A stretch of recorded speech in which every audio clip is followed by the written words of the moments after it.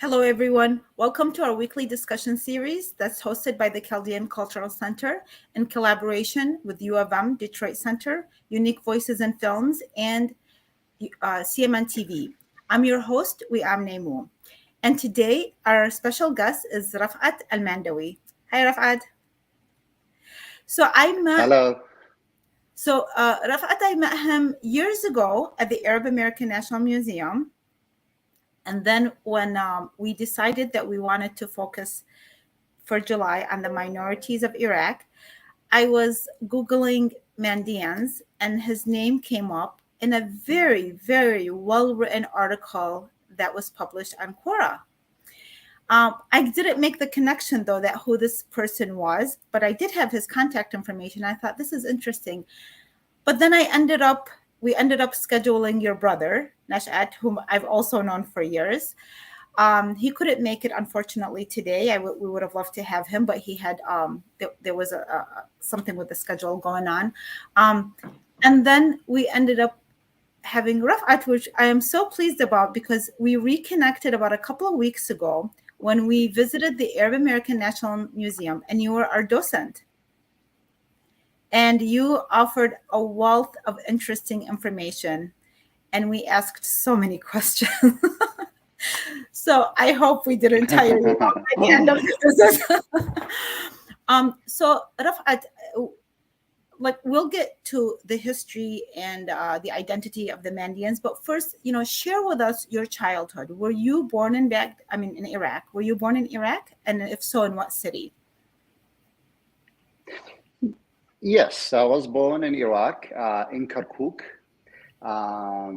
and I grew up in a big family, 12 siblings, and two mothers. My father was actually married to, he had two wives, and which one of the mothers, his first wife was very religious. So I was exposed to the religion firsthand. And my biological mother was religious, but not as religious. And all I could say that I had a great childhood. Between the 12 siblings and the two mothers, although my father died when I was, 4 months old, but I feel like there was the family was physically and emotionally there for me. Yeah. So, Rafat, what drew you to Michigan? When did you leave Iraq and come to the United States? Well, with the start of all the wars in Iraq, the Gulf War, actually, the first war that in the 80s, we left Iraq. And as a matter of fact, we couldn't get here to the States or to Michigan. So instead, we went to Sydney, Australia, where I lived for about 10 years before coming here to Michigan in the 90s. But why Michigan? It's because of the community. We, the Mandaeans actually in the jewelry business. So one of my brothers decided to open up a jewelry store in Michigan because of the community, and he was kind of quite successful. And this is a reason why we ended up in Michigan, to serve the community, with the profession that we inherited from our ancestors. This is not a question that I had thought of before, but I just remembered the Mandaeans that I did connect to over the years. So is there a story behind the jewelry business? Like Chaldeans have a story behind the store. Is there a story why the jewelry? It's yeah, no, I don't think there's a story, but because we are a small community, and as you know, back home, these type of trades are passed on, from your grandfathers, from different generations, and then they just kind of learned it from the fathers and the grandfathers and all of that, and it's a good profession to be in, and the reason why it was kind of exclusive to the Mandaeans because they kept it in. They didn't want to teach other people about it. Otherwise, they won't have anything to give to their future generations. So this is something that they kept within themselves. So they would only employ people from the Mandaean community, and this is how it kind of stayed within the Mandaeans. Interesting. So it's an ancestral work. So there is that interesting story. Um, so what I didn't mention earlier is that you have worked at the Arab American National Museum since 2014 as an educator in Mandaean culture and as a docent. So, um, when did what brought you to the Arab American National Museum, and what does your work entail for you on a personal level? I mean, so you're an educator, and when as a docent, I think that was why we enjoyed it so much. We felt we were greatly educated by a load of information. But what drew you there, and how did you end up getting involved with them? Yeah, again, because I was brought up in the jewelry business, I always wanted to do something different, and that was part of it. The fact that I'm a Mandaean, I felt like I could contribute to this. Although I'm an Arab as well, I consider myself an Arab because I speak Arabic, and this is something that we talk about at the Arab American National Museum, as these are a common factor between all the people that live in that region is the language that we all speak Arabic, but being Arabic could be somebody from any religion. You could be Muslim, you could be a Jew, you could be Christian, you could be a Mandaean as well. So I thought that was a venue for me to actually, tell people about the Mandaean faith and then also talk about the Arab culture. So I started, working the museum about 8 years ago now, or over 8 years actually, and it's been a pleasure actually. It's been very fun and informative, and I had great experiences in there, meeting up with people, and just exchanging different ideas, and just learning. It's the joy of learning. As a teacher, as you always there's that joy of teaching people, but you always learn from, because you engage in conversations with people. There is always the other side of the story, whatever. You're always going to learn from the different people that come into a place like a museum. Yeah, it's been a great experience, and then the museum offers a lot too. Actually, we have a lot of events, and we meet with quite a lot of people too that come from all over the world. Yes, that's true. That's true. And I have had Yeah. docents by going to the museum in the past. But this one, again, it was the first time. That's what's great about it. You have a different experience each time, like we did this time, because this was when we learned about the Mandaean identity, the community, the religion. So now, let's share this with our audience, because it was very exciting information for us that we always think that we know things. I mean, we know maybe a little bit more than others, but really in the bigger realm of it, we realize like, no, there's a lot of information that we didn't know about. So please share with us, who is the Indian community of Iraq? What is their history, their lineage, their religion, and where are they today in that region or elsewhere overseas? Right. Okay, so the Mandaeanism is an independent religion. It's a monotheistic religion that has its own holy book. It has its own set of I don't want to use the word prophets, but we can name them prophet, but they're whole sets of saints or religious men, and it's agnostic religion.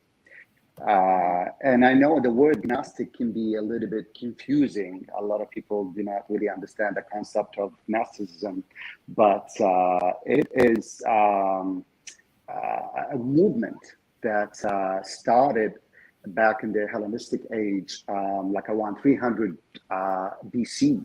And there were a lot of philosophies that formed at that time, and Mandaeanism was one of them. And similar to Mandaeanism, a lot of us have probably heard of the Zoroastrianism, and also the Manichaeism. These are all religions that existed at that time and actually shared the same philosophy.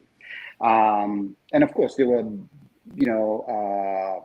large numbers of Mandaeans at that time, but with the start of the monotheistic religions, the other monotheistic religions, a lot of people, converted to Christianity and Islam, and some of them actually were persecuted. Or we have a lot of Mandaeans that actually fled all the way from Jerusalem and Iraq all the way to Goa in India, and then adopted, the Asian religions that are in that region. So what's left today, from over like thousands and thousands of people, will probably have less than 100,000 Mandaeans in the whole world. And most recently, a lot of Mandaeans that are in Iraq, they didn't feel like they were protected. They weren't shielded by, the government, especially with the start of, the Muslim extremists. So they all had to flee from Iraq, and they went to other neighboring countries or all the way to Europe and Australia, and also here in the United States. So we have pockets all over the world. The biggest Mandaean community right now is actually in Australia. And then we have around about maybe 5,000 to 6,000 Mandaeans here in Michigan. And we have a large number of Mandaeans also in Europe.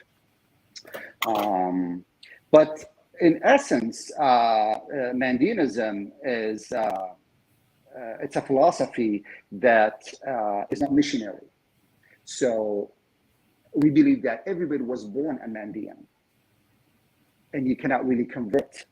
You cannot convert to another religion, and somebody from a different faith cannot convert. If you adopted another philosophy, if you believe in a different way than how the Mandaeans think, and then as far as the soul and salvation, then you cannot become a Mandaean. So this is why we are limited to like a small group, and we're very protective of it. We want, for our members of the community to marry each other, because once they leave, they cannot really come back. And this is why we're facing, extinction.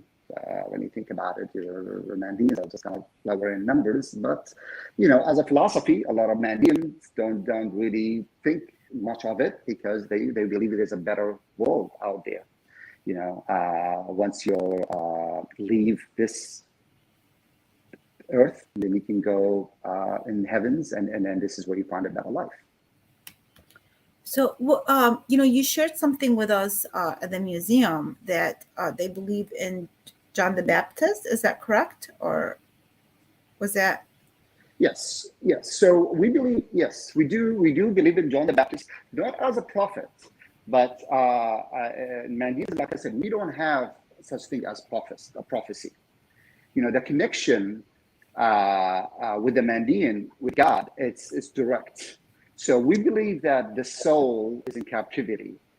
Okay. Now the soul comes from the world of lights, and then when you were born, you have that soul that lives inside you temporarily until you die, and then it leaves your body and goes back to the world of lights. So and this is what Gnosticism is all about. It's that direct connection between you and the God. So there's no one in between. There is no such thing as prophecy. This is why we don't have prophets. However, we believe that Adam is a Mandaean, and he's revered as somebody who's holy. And the same thing goes with John the Baptist, who is the last revered man. Now, there were ranks in Mandaeanism, and we believe that John the Baptist had reached that level of religiosity, and this is why we consider him a holy person, but not necessarily a prophet. Now, because we grew up among other monotheistic religions like Christianity and Islam, the first question that we get asked is that, okay, what's your religion and who's your prophet? So we actually learned to say John the Baptist. And this is why a lot of people kind of leave us alone. It's like, oh, okay, you have a prophet, so you're very much like us. But, and in actuality, we do not really think of John the Baptist. We don't pray to John the Baptist or anything like that as a prophet like Jesus or Muhammad in Islam or prophets that in other religions. So it's a totally different philosophy in the way we see prophecy and God and the community as a whole. Very, very interesting. And then, so what would you say? So this clarifies a lot of things. Like again, sometimes of misconceptions, like you said, if people might have.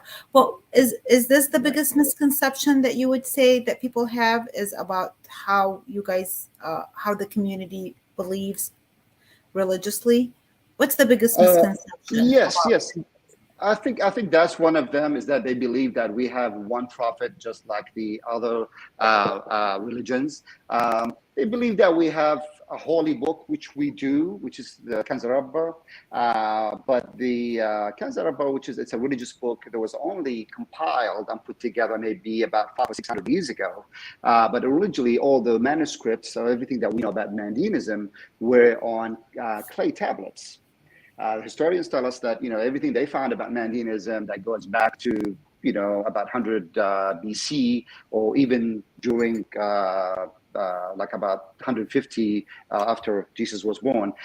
Everything that they found was like on clay forms, and then later on, Mandaeans were asked to have a book, and then they compiled everything and put it together, and we have the book. So they put all the teachings, and now our book has two sides of it. We have the left side and the right side. The right side talks about human and their life on Earth, and then the other half talks about what happens to the soul after it resurrects, or after it leaves and goes to the world of lights. But a lot of people, it depends on where these conceptions come from, because if a lot of religions resemble each other in a lot of ways, but they also differ in a very, very, deep way too. So it all depends on who you're talking to. If you are talking to a Buddhist or a Hindu, they're going to find a lot of similarities and there are differences. But if you talk to a lot of people from the Mediterranean region or from the Mesopotamia and other religions that started there, there's a lot of resemblance to the Sumerians and the Babylonians and the religions, like I said, the Zoroastrianism and the Yazidi faith, whereas like Islam and Christianity, there is quite a lot of difference, because they expect us to have a book, they have a set of prophets, they expect us to have a place of worship, which we don't really have. And like I said earlier, because we are agnostic religion, even your prayers are between you and God alone. The reason why we have what we call the Minda, which is the places of worship, because we were asked to have a place of worship. We wanted to blend in with the religions at the time, at the Mesopotamia, and this is where we have. But it's not we think about to go to pray on Sundays, because our prayers are done at home. You could be anywhere, and you can pray to God. But this is another thing that a lot of people compare Mandaeanism to their religion, and they think that we should have all these components to our religion, but which we don't. So there are a lot of. Well, Rafat, the way you're describing this, yes. Like to me, it sounds like this is how spirituality, like in the decades in the United States, that spirituality, when it's taught, there is that. The teachings are to have a more intimate relationship with God, a more direct relationship with God. So what's the difference between religion and spirituality? I know we asked that question also even at the museum. What do you think is the difference? Because it seems that what you're describing is a spiritual way of living, that you would have direct, you don't have you don't need the consent of someone else, or you don't need to go through a third party or something like that. What would you say is the difference between the two? I believe the difference between spirituality and religion, they're both the same. Spirituality, like one of the main tenets of any religion is spirituality, right? We find spirituality in any religion. But people that believe in spirituality, they tend to have their own interpretations of the religious books. Where religious people that don't believe in, they still believe in spirituality, but they don't consider or identify themselves as spirituals, they take the teachings that are in their books, in the holy books, as they are, and practice them. To see the difference? So one a spiritual person would actually interpret these teachings according to their, according to their mind, whereas a religious person just takes all the teachings from that book and just practices it. So they're very related to each other, and they complement each other a lot. Now, this is very much in the monotheistic, the exoteric religions, the religions that are missionary, but in the Gnostic religions, it's a little bit different because it's all spiritual. You can get some teachings from the Kanzaraba, from the book, but your relationship with God is direct. Because we believe that what we call the Neshimtha, which is the heart, or that soul that's in your heart, there's a piece of God that's inside you. And a Mandaean goes through many different phases to find that piece of God inside them. And that could be done through inspiration. It could be done through meditation. It could be done through just whichever way you want to do it, to find that piece of soul that you have in you that's part of God. Rafat, does that make sense? It doesn't just, it's so inspiring. Yes. I have read a lot of books about Christianity that share that view of a more intimate relationship with God to be a better Christian. And what we were talking about before the interview started is I loved some things that you said about how what was that? You'll say it better about how, we can understand our own religion better if we understood or embraced the other religions. I don't know. I don't want to say it the way you said it. You said it better. So right. You share that concept and why you think this is true, because it resonated with me, like what you were saying, because what I shared with you, that I have traveled quite a bit and I've seen different cultures and different religions and lived amongst them. And I see that there's good and bad everywhere. But what I have done is I've incorporated the good stuff. I've adapted that into my own life. And I personally think I'm a better human being as a result. But you can call me whether it's, and I'm consider myself a Christian. But number one, I feel like I'm a better human being in general because of all these different teachings. What are your thoughts about that? Well, yeah, I do believe that, for anybody to know about even their own religion they can't really know enough about their own religion without knowing other religions, because you always have to compare, the philosophy that you have in your religion in comparison to others, because you're going to find a lot of similarities and you can find a lot of differences, but you're going to understand why you have these principles in your religion.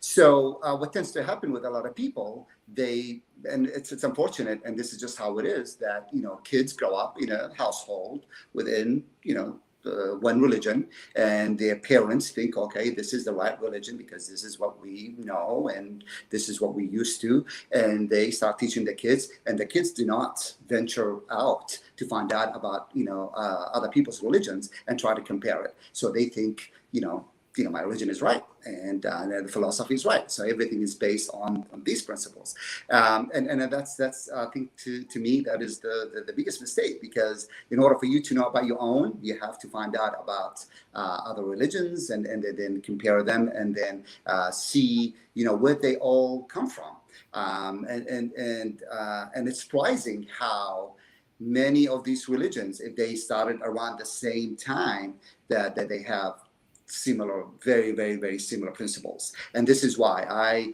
like Mandaeanism is very different than Islam or Christianity or even Judaism, because it started at a period where other religions were, started at the same time, and that was the train of thoughts at that time. This is how people thought at that time. And that's when we go back in history books and go back to 300 BC, we're going to find, through the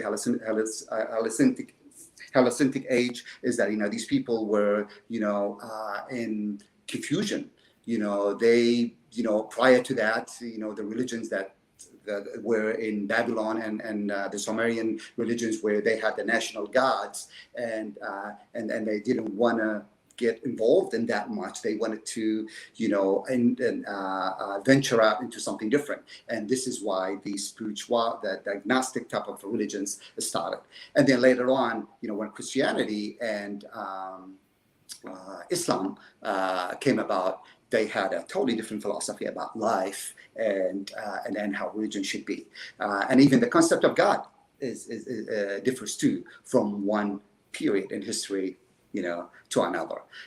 So yeah, again, like I said, it's very, very important that we lay out all these history books and all these religious books and compare them to each other to see, where they meet and where they, differ, and why did they differ? Why did they split up? And it's intellectually, spiritually, emotionally, even on a physical level, it's really fun. I mean, we had fun. I know it sounds, I don't know if it sounds nerdy to have that much fun at a museum, but we had fun visiting with you and learning about these things. And then you also, we had a little adventure. We ended up eating at the restaurant that you recommended, Sheba, yes, which was so delicious. Right. And then we went to Haras Cafe, which was like across the street. So we had a little adventure, and that whole thing, that's how it feels when you travel to other countries, is that you take all that in. And we can find these in our communities, by the way. Michigan is great, really great. The United States in general, but Michigan particularly, has such a diverse community that you can go into different areas and learn about the heart of who the people are. And I think it's a very healthy and fun way for us to spend our time, and it also creates healthier communities and safer communities. Sure.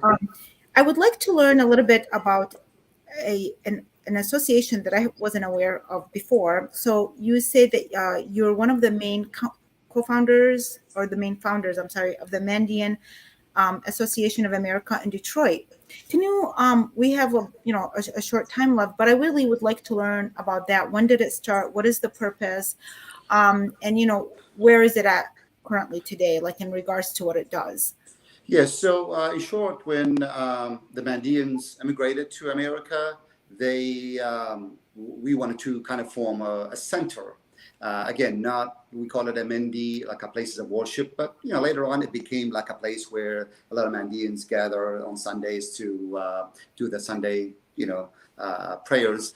But we needed a place where we could, have the community meet. Members of the community, have gatherings and weddings and other stuff. And then like on Sundays, we would have our religious people come in and then teach the younger generation about Mandaeanism, and sometimes perform the religious functions.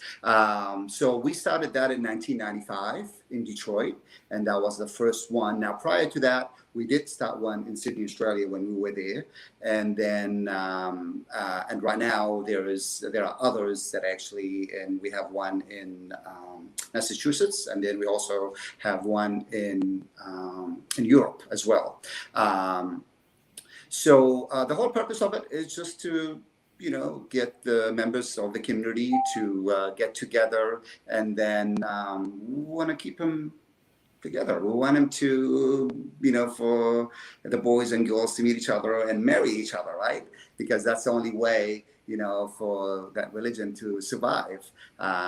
So yeah, and so it's been good. This is So it's like to preserve the heritage and the To preserve, yes, culture of the absolutely, Mandaean absolutely. people. Yeah. And then about 15 years ago, we started with the Mandaean Convention, which is something that we usually have throughout the United States or Canada. We have it in different states because, we have, Mandaeans that live in other states that cannot really make it to the Mandaean Center here. So we decided to have these conventions at other places at different times, and it's usually held in the summertime. And again, this is something to bring in the community members together, and then to reconnect and and just to have a good time. And it's been a success. It's been really good. With there are a lot of good things that came out of it. As far as the connection, and then people meet up with each other, and we have people, other Mandaeans that actually lived in Europe or in Australia, that would come specifically for that convention to meet up with their cousins and friends and all that I haven't seen in about 20 or 30 years, because they left Iraq in such a long time. So so that's the main purpose of it. Yeah. Rafat Mandwee, thank you so much. This has been so informative once again. We'll probably be knocking on your door for more information in the future. No problem. Anytime. It's my pleasure. We're just inspired. It's, it's like we're always traveling in, and Iraq is not all of the Middle East, but Iraq has such a rich history, such a diverse history, that we, as much as we go deep into it, we just keep going deeper and deeper. And so we're really excited to reconnect with you in the near future. Please visit our museum, and we'll continue the conversation. Thank you, everybody, for watching. I'm sure you've really enjoyed this interview, and have a wonderful day. Thank you so much.